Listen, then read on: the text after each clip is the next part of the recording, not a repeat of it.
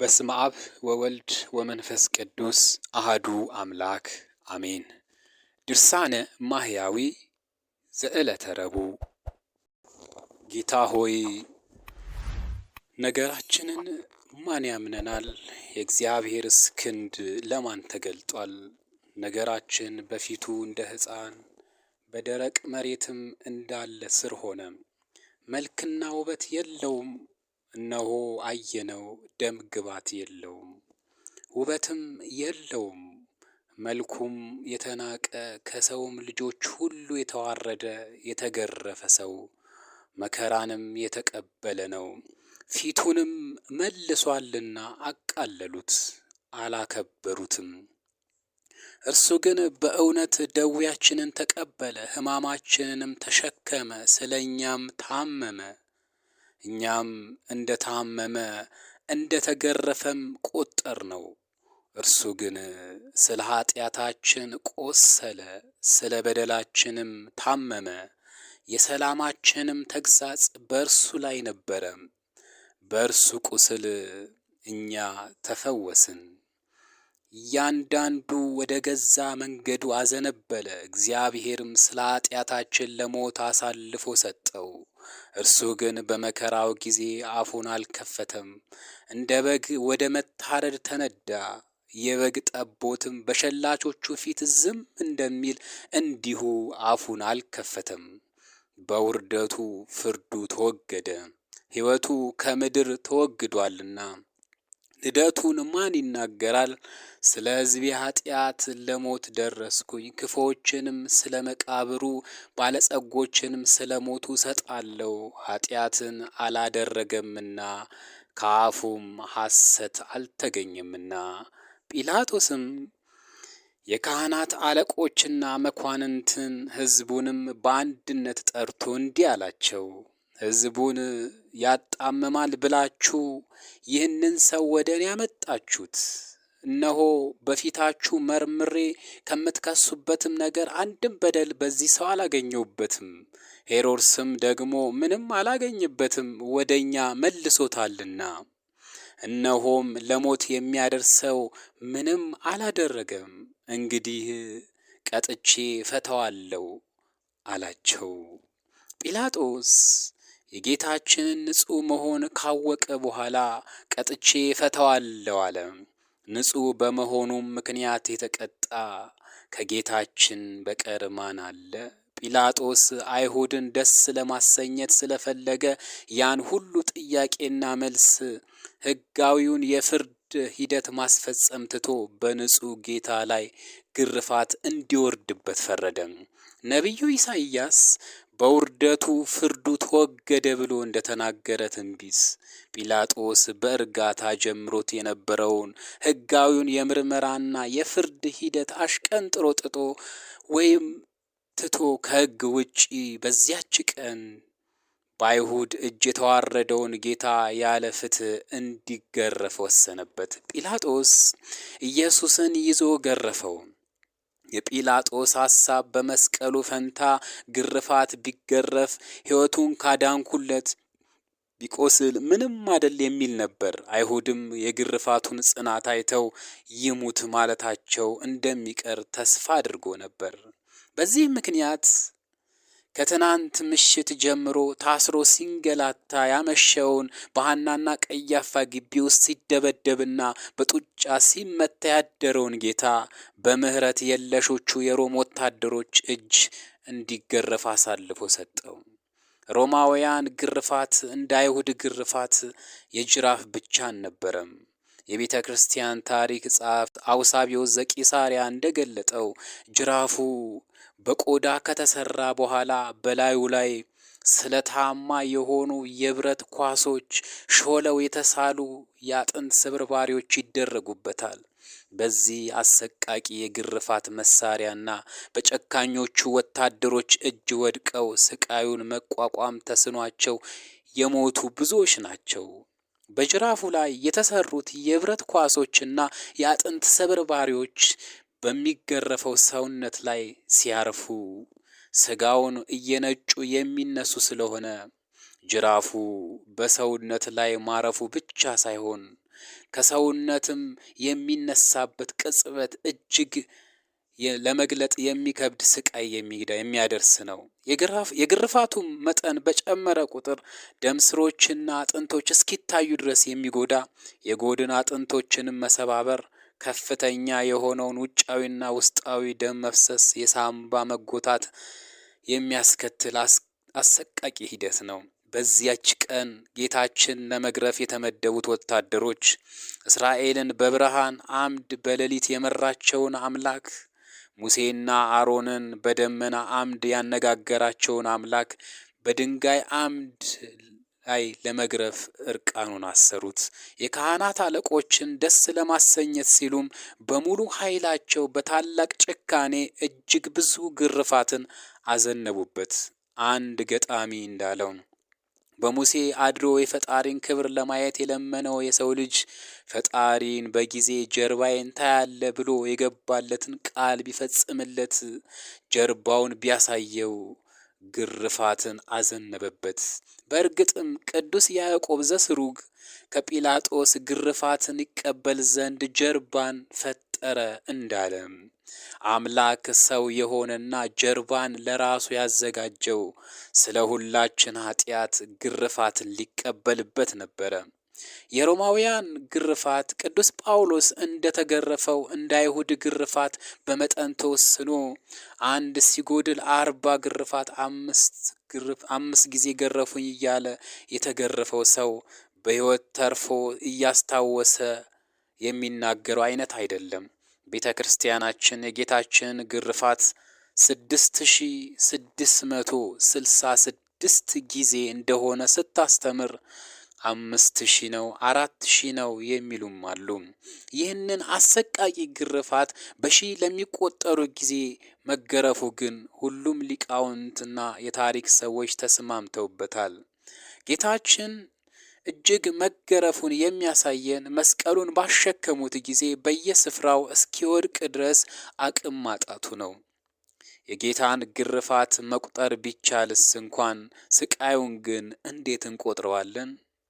ቤተ ክርስቲያናችን ከስጋዋ አልፎ አጥንቱ እስኪቆጠር እስኪታይ ድረስ ስለተገረፈ አምላክ በዕለተ ዓርብም የምታነበውና የምታዜመው ራሱ ክርስቶስ አስቀድሞ በነቢዩ ዳዊት አድሮ ስለ ሕማሙ የተናገረው የትንቢት ቃል የስቃዩ መጠን ጥቂትም ቢሆንም ለማሰብ ያግዘናል።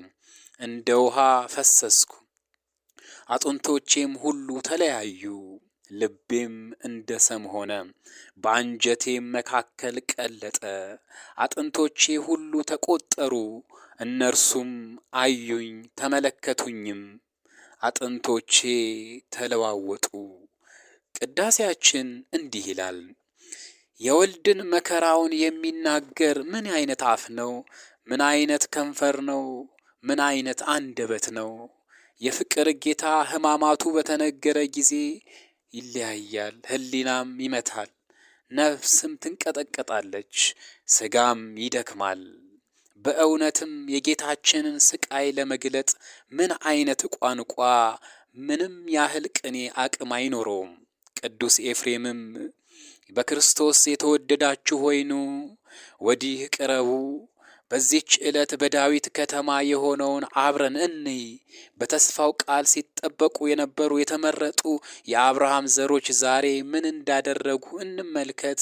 ጌታ ሆይ ረጅሙ ስቃይህን ማን ሊገልጸው ይችላል? ይለናል። ይህ ሁሉ የሆነው ስለኛ ኃጢአት ነበረ። ኦሪት የሚገረፍ ሰው የግርፋቱን ቁጣር እንደ ኃጢአቱ መጠን ይሁን ትላለች። ጌታችን ማንም ስለ ኃጢአቱ ሊወቅሰው የማይችል ንጹሕ ቢሆንም እግዚአብሔር የሁላችንንም በደል በእርሱ ላይ አኖረ ስለተባለ ግርፋቱም በተሸከመው የእኛ ኃጢአት መጠን ሆነ። እርሱ ስለ መተላለፋችን ቆሰለ፣ ስለ በደላችንም ደቀቀ። የደህንነታችንም ተግሳጽ በእርሱ ላይ ነበረ። በአጋንንት እጅ ልትገረፍ ልትገረፍ የጸጋዋን ልብስ አውልቃ እርቃኗን በሲኦል ነፍስ የወደቀችውን ነፍሳችንን ነፃ ያወጣ ዘንድ እርሱ በጨካኞች ወታደሮች እጅ እርቃኑን ተገረፈ። እኛን ከሚገባን ግርፋት ያድነን ዘንድ ኢየሱስ የማይገባውን ግርፋት ተገረፈ። የተገረፈባቸውም አለንጎችና ገመድ በደም የታለሉ በደም የተነከሩ፣ ከግርፋቱም የተነሳ ሥጋው ሁሉ አለቀ። ሐዋርያው ጴጥሮስ በመገረፉ ቁስል ተፈወሳችኋል በማለት እንደተናገረ በእርሱ ቁስል እኛ ተፈወስን። በዕለተ ማክሰኞ በጌታችን ልጅ ስለሆነው የስቃይና የመከራ ነገር ድርሳነ ማህያዊ እንደሚከተለው ይነግረናል። ጌታችን ኢየሱስ ክርስቶስንም አይሁድ አስቀድሞ ወደ ሐና ወሰዱት። በዚያች ወራት ሊቀ ካህናት ተሹሞ ለነበረ ለቀያፋ ዓመቱ ነበርና፣ ቀያፋ ፈሪሳውያንንና የካህናት አለቆችን የመከራቸው ነበረ። ሕዝቡም ሁሉ ለመምከር በተሰበሰቡ ጊዜ እርስ በእርሳቸው እነሆ ይህ ሰው ብዙ ተአምራትን ያደርጋል፣ ምን እናድርግ ተባባሉ። እንዲሁ ብንተወው ሁሉ ያምንበታል። የሮሜ ሰዎች መጥተው እኛንም ወገኖቻችንም ሀገራችንንም ይወርሳሉ። ቀያፋም እናንተስ የምትመክሩትን አታውቁም፣ ይህ ሁሉ ሕዝብ ከሚጠፋ አንድ ሰው ቢጠፋ ብንገድል ይሻላል አላቸው። ይህንንም ያለው ከልቡ አይደለም፣ ስለ ሕዝቡ ሁሉ ይሞት ዘንድ ስላለው ትንቢት ተናገረ እንጂ ስለ ሕዝቡም ብቻ አይደለም። የተበተኑ የእግዚአብሔር ልጆች በአንድነት ሊሰበስባቸው ነው እንጂ። በዚያች ቀን ጀምሮ እስከሚሞትበት ቀን ድረስ ጌታችን ኢየሱስን ይገድሉት ዘንድ ተማከሩ። ሲወስዱትም ከተክሉ ቦታ ጀምሮ እስከ ሐና ቤት ድረስ ከምድር ላይ 7 ጊዜ ወደቀ። አይሁድ ግን በመውደቁ አዝነው ከሚያነሱት ይልቅ ከፊትና ከኋላ 340 ጊዜ በእግራቸው ረገጡት። የተሳለ ጦርን መርገጥ እንደሚብስባቸው አላወቁምና። አይሁድም የጌታችን የኢየሱስን የአንገቱን ስር ይሙት ብለው በታላቅ አመታት መቱት። እያንዳንዱም ለሞት የሚያበቃ 19 ጊዜ ደበደቡት። ሁል ጊዜም ለመግደል ይፈልጉት ነበርና። ጌታችን ኢየሱስም 19 ጊዜም ደብድበውት እንዳልሞተ ባዩት ጊዜ ክንዶቹን 62 ጊዜ መቱት። ሥጋዎቹን በሚቆራረጥ በጽኑ እስራትና በጽኑ መምታት ክንዶቹ ፈጽመው ታመሙ። የጌታችን የኢየሱስ ክርስቶስን ደረቱንም ከተራበ ከጣበቀ ሆዱ ጋር 25 ጊዜ መቱት። መራቡም እውነት ነው። ሰይጣን እንኳን የጾሙን ወራት ከፈጸመ በኋላ ፈጽሞ እንደተራበ አውቆ ወደ እርሱ ቀረበ። ሲፈታተነውም የእግዚአብሔር ልጅስ ከሆንክ እኒህን ድንጋዮችን እንጀራ እንዲሆኑ እዘዝ፣ እኔም አንተም ተርበናልና አለው። ጌታችን ኢየሱስም መልሶ ሰው የሚድን በእንጀራ እንዳይደለ ተጽፏል፣ ከእግዚአብሔር አንደበት በሚወጣ ቃል እንጂ በማለት ሰይጣንን ድል ነሳው። መላእክትም ሊያገለግሉት መጡ። ልዩ የሚሆነው እግዚአብሔር የማይሸነፍ አሸናፊ ነው እያሉ አመሰገኑት። ዳግመኛም ጌታችን በጎዳና ሲሄድ በተራበ ጊዜ የበለስን ፍሬ ፈለገ። ከቅጠል ብቻ በቀር ፍሬ ስላላገኘባት ዘለዓለም ባንቺ ላይ ፍሬ አይገኝብሽ ብሎ ረገማት። ፈጥናም ደረቀች። ደቀ መዛሙርቱም እንደምን ፈጥና ደረቀች ብለው አደነቁ። ሰው በመሆነበት ወራት ሁሉ ስለኛ ተራበ። እኛን ከነፍስና ከሥጋ ረሃብ ያድን ዘንድ እርሱ በ5 እንጀራ በ2 ዓሣ 5,000 ሰው በ1 ዓሣና በ7 እንጀራ ለ4,000 ሰው ያጠገበ ሲሆን ስለኛ ተራበ። ወደ ጥንተ ነገራችን እንመለስ። ከተራበ ሆዱ ጋር ደረቱን በመቱት ጊዜ የታመሙትን ሰዎች በትእዛዙ ያዳናቸው የጌታችን የኢየሱስ ልቡ በሰውነት ውስጥ እንደሚቀልጥ ሰም ቀለጠ። ዳግመኛም የመቶ አለቃ መጥቶ ማለደው። ጌታዬ ሆይ ራራልኝ፣ ልጄ በጭንቅ ታሞ ከቤተ ሕሙማን ተኝቷልና አለው። ጌታችን ኢየሱስም እኔ መጥቼ አድነዋለሁ አለው።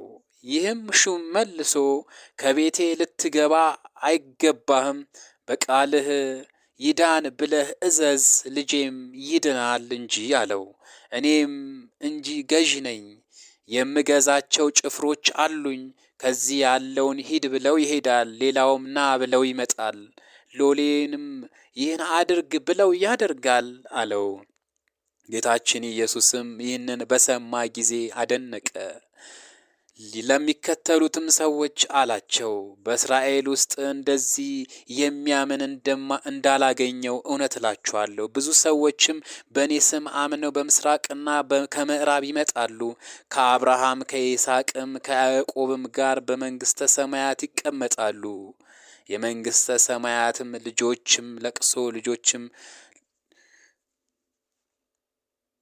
በቃሉ ትእዛዝ ልጁን አድኖ ይህንን የመቶ አለቃ ሂድ እንደ ሃይማኖት ይሁንልህ አለው። ይኸውም ሹም ወደ ቤቱ በተመለሰ ጊዜ ልጁ ድኖ አገኘው። አይሁድ ግን ደረቱን ከሆዱ ጋር በትእዛዝ የሚያድንን እርሱ ልቡን መቱት። ዳግመኛም የከነዓን ሴት እየጮኸች መጣች። ጌታዬ የዳዊት ልጅ እዘንልኝ፣ ልጄን ክፉ ጋኔን ይዞ አእምሮዋን ያሳጣታልና አለችው። ጌታችን ኢየሱስም ለልጆች የቀረበውን እንጀራ አንስቶ ለውሾች መስጠት አግባብ አይደለም አላት። ይህችም ሴት መልሳ አዎን ጌታዬ፣ ውሾችም እንጂ ከልጆች ከጌቶቻቸው ገበታ የሚጥሉትን ፍርፋሬ ይበላሉ አለችው። በልቡም ትእዛዝ ከልጇ ጋኔኑን አስወጣ። ጌታችን ኢየሱስም ስለ እምነትሽ ይህ ጋኔን ከልጅሽ ወጣ፣ ሂጂ አላት። ወደ ቤቷም በተመለሰች ጊዜ ጋኔኑ ከእርሷ ወጥቶ ልጅቱ ድና ልብሷን ለብሳ ከአልጋ ላይም ተቀምጣ አገኘቻት። አይሁድ ግን ደረቱን ከሆዱ ጋር ልቡንም መቱት። በልቦናውም ትእዛዝ ለምጽ የያዛቸውን 10ን ሰዎች አዳናቸው። ቸር ጌታችን ኢየሱስ ከበጎ ሳጥን ልቦናው በጎ ነገርን ያወጣልና፣ እንደዚህም የሚራራን ልብ ግን መከራን ተቀበለ፣ እንደ ሰም ቀለጠ። በመረገጥና በመመታት የውስጥ ሕዋሳቱ ሁሉ ታመሙ። ስለዚህም ነገር ተአምርም መታመምም የእርሱ ናቸው። የትዕብስትና የመለኮት ቃሎችም ለአንድ ክርስቶስ ብቻ ናቸው። አንድ ክርስቶስም ወደ ሁለት አኗኗር አንለየው። ሁለት አካል፣ ሁለት አምሳል ለማለት ሁለት ፍቃድ፣ ሁለት ክፍል፣ ሁለት ሥራ በማለት አንለያይ። ከተዋህዶ በኋላ የመለኮትም የትዕብስትም አንድ ሥራ ነው እንጂ በአህያዋና በውርንጭላዋ ላይ ተቀምጦ በትሕትና የታዩት የጌታችን የኢየሱስ ክርስቶስን ጭኖች 80 ጊዜ መቱታሉ። የተቀመጠውም እንደ አርበኞች በሰረገላና በፈረስ አይደለም፣ ጌታችን ኢየሱስ ሰውን ማጥፋትን አይወድምና። ዮሐንስና ያዕቆብም የሰውነታቸውን መጠን አታውቁምን እንዳላቸው የሰው ልጅ ሰውን ሊያድን እንጂ ሊያጠፋ አልመጣምና። ዮሐንስና ያዕቆብ አቤቱ ኤልያስ ከሰማይ እሳት አውርዶ እንዳጠፋቸው አንተም የሰማርያን ሰዎች እሳት ከሰማይ አውርዳ አጥፋቸው ባሉት ጊዜ አላጠፋቸውም። በአህያዋና በውርንጫዋ ላይ ተቀምጦ በመምጣቱ ፍቅርና ትሕትና እንዳመጣ ወራቱም የፍቅር ወራት እንደሆነ ገለጠ። ከጠላቶቹም ከአይሁድ እጅ እንዳያመልጥ በእነርሱም እጅ እንዲሞት ተረዳ። ዮርዳኖስ የፈራችው የጌታችን የኢየሱስ ክርስቶስን እግሮች 47 ጊዜ የመቷቸውም አሉ። ዮርዳኖስም የጌታችን እግሮች ከዳርቻዋ በደረሱ ጊዜ 40 ክንድ ያህል ወደ ኋላ ተመልሶ ሸሸ። እሳታውያን ከሚሆኑ እግሮቹ የተነሳ ዮርዳኖስ በእሳት እንዳፈሉት የፈላ ሆነ። ኃያላን በሚሆኑ እግሮቹ ከላይ ነቁ። አንድ የነበረ ዮርዳኖስ ከታች ለሁለት ተከፈለ። በጌታችን በኢየሱስ ክርስቶስ እግር ስር አንበሪዎችና አሳዎች ሰገዱለት። ጠላት ዲያብሎስ ጽፎ በዮርዳኖስ ያኖረውን የአዳምና የሔዋንን የዕዳችንን ደብዳቤ በእግሮቹ አጠፋቸው። ጌታችን ኢየሱስ በዮሐንስ እጅ በዮርዳኖስ የተጠመቀ በዚህ ምክንያት ነውና ጌታችን ኢየሱስ በዮርዳኖስ ወንዝ ያጠምቀው ዘንድ ከገሊላ ወደ ዮሐንስ ሄደ ብሎ ወንጌል እንደተናገረ ዮሐንስም እኔ ካንተ ጠመቅ ዘንድ እወዳለሁ እንጂ አንተ ወደ እኔ ትመጣለህን ብሎ አይሆንም አለው። ጌታችን ኢየሱስም መልሶ አንድ ጊዜ ስተው ይህ ለእኛ ተድላ ነውና አለው። እውነትም ነገር ትንቢተ ነቢያትን ፈጽም ዘንድ ይገባናል። ከዚህም በኋላ ተወው። ዮሐንስም መልሶ ጌታችን ኢየሱስን ክቡር ምስጉን የምትሆን ብርሃንን የምትገልጥ የእግዚአብሔር ልጅ ሆይ ይቅር በለን እያለ አጠመቀው። የማይዳሰስ ራሱን ዳሰሰ፣ ውሆችም በራሱ ላይ ፈሉ። በመጠመቁም ክብርና ስልጣን ፈንታ በክብር ላይ ክብር አገኘም። ከተጠመቀም በኋላ ያን ጊዜ ከውሃው ወጣ። እነሆ ሰማያት ተከፈቱለት፣ የእግዚአብሔር መንፈስ እንደ ርግብ ወርዶ ከራሱ ላይ ሲቀመጥ አየም። እነሆ የመረጥኩት ደስ የምሰኝበት የምወደው ልጄ ይህ ነው የሚል ድምፅ ከሰማይ መጣ። ይህ ልጄ አንድ ነው እንጂ ሁለት አይባልም። አንዱ የማርያም ልጅ ሁለተኛው የኔ ልጅ ሊባል ዘንድ አይገባም። በጎል ወይም በዋሻ የተወለደው ሌላ፣ መላእክት የሰገዱለት ሌላ አይደለም፣ የተጠመቀው ሌላ አይደለም፣ አንዱ ልጄ ነው እንጂ። እግሮቹና ሕዋሳቶቹን ሁሉ የደበደቡት ጠላቶቹ ግን ከእግሩ በታች መሆን አለባቸው። አይሁድም እርሱን በመደብደብ ከደከሙ በኋላ በገመድና በራሱ ጸጉር 105 ጊዜ ጎተቱት። ጽሕሙንም ይዘው ከወደቀበት መነሳት እስኪሳነው ድረስ 28 ጊዜ ጎተቱት። ከምድርም አንስተው ጽሕሙንና በራሱ ጸጉር እየጎተቱ የራሱን ጸጉር 305 ጊዜ ነጩት። ደግሞም ጺሙን 28 ጊዜ ነጩት። በዚህ መከራ ሁሉ ተቆጥቶ አልተናገረም። በሚሸልተው ፊት የማይናገር በግ ነውና፣ ይኸውም የተወደደ ያማረ በግ ዓለም ሳይፈጠር አስቀድሞ የታወቀ የተዘጋጀ ነው። በኋላ ዘመን ግን ስለኛ ተገለጠ። ይኸውም የዓለምን ሁሉ ኃጢአት የሚያስተሰርይ መሥዋዕት ነው። እንዲህም እየደበደቡት እየጎተቱት ወስደው ከሐና ፊት አቆሙት። ዮሐንስና ጴጥሮስም ተከትለውት ነበረ። ያም ዮሐንስ በሊቀ ካህናቱ የተላመደ ነውና ከጌታችን ከኢየሱስ ክርስቶስ ጋር ወደ ሊቀ ካህናቱ ገባ። ጴጥሮስ ግን ተከልሎ ከውጭ ቀረ። ይኸውም ደቀ መዝሙር ዮሐንስ ለበረኛይቱ ተናግሮ ጴጥሮስን አስገባው። በረኛይቱም ሴት ጴጥሮስን አንተም ደግሞ የዚያ ሰው ደቀ መዛሙርት ወገን ነህን? አለችው። እርሱም አይደለሁም አላት። ያ የአይሁድ ሎሌና ጭፍሮችን በዚያች ሌሊት ብዙ ብርድ ስለነበረ እሳት አንድደው እየጫሩ ቆመው ይሞቁ ነበረ። ጴጥሮስም ከእነርሱ ጋር እሳት ይሞቅ ነበረ። የካህናቱም አለቆች ሐና ጌታችን ኢየሱስ ክርስቶስን ስለ ደቀ መዛሙርቱና ስለ ትምህርቱ ጠየቁት። ጌታችን ኢየሱስም መልሶ እኔ በዚህ ዓለም በግልጥ ተናገርኩ። አይሁድ ዘወትር በሚሰበሰቡበት በቤተ መቅደሱና በምኩራቡ እያስተማርኩኝ በግልጥ ተናገርኩኝ። በስውር የተናገርኩት አንድስ እንኳን የለም። እኔን ስለምን ትጠይቀኛለህ? ነገሬን የሰሙትን እኒያን ጠይቃቸው፣ እኔ የተናገርኩትን እነርሱ ያውቁታልና። ይህንንም በተናገረ ጊዜ በዚያ ቆሞ የነበረው ከሎሌው አንዱ ለካህናቱ አለቆች እንደዚህ ብለህ ትመልስለታለህ ብሎ ጌታችንን ኢየሱስን በጥፊ መታው። ጌታችን ኢየሱስም መልሶ ክፉ ተናግሬ እንደሆነ ስለ ክፋቴ መስክርብኝ፣ በጎ ተናግሬ እንደሆነ ግን በዳኛ ፊት ስለምን ትመታኛለህ አለው። ይህንንም የተናገረ በሥጋዊ አንደበቱ ብቻ አይደለም፣ ከሥጋ ጋር የተዋሃደ ቃል ለምን ትመታኛለህ አለ እንጂ። በጥፊ ስለ መመታቱ ባህር ተንቀጣቀጠች፣ ፈሳሽም ውሃ ወደ ኋላ ሸሸ። ሕያው ባህሪ የሚሆነው የአምላክን ልጅ የፊቱን መመታት አይታለችና። ሐናም ጌታችን ኢየሱስን እንደ ታሰረ ወደ ካህናቱ አለቆች ወደ ቀያፋ ሰደደው። ጴጥሮስም እስከ ካህናቱ አለቆች ቦታ ድረስ ከሩቅ ተከተለው። የነገሩንም መጨረሻ ያይ ዘንድ ወደ ውስጥ ገባ።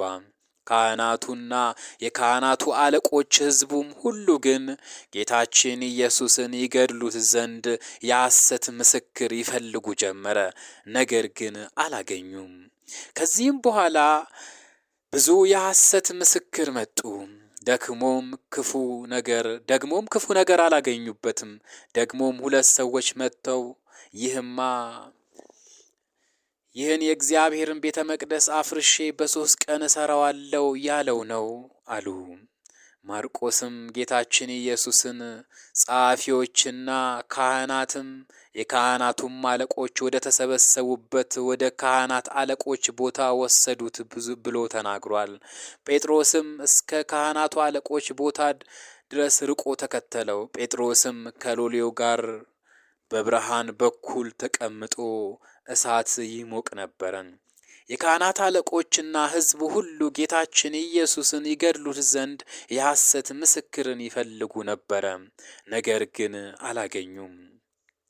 በሐሰትም የሚመሰክሩበት ብዙ ሰዎች ነበሩ፣ ምስክርነታቸውም አልተስማማም።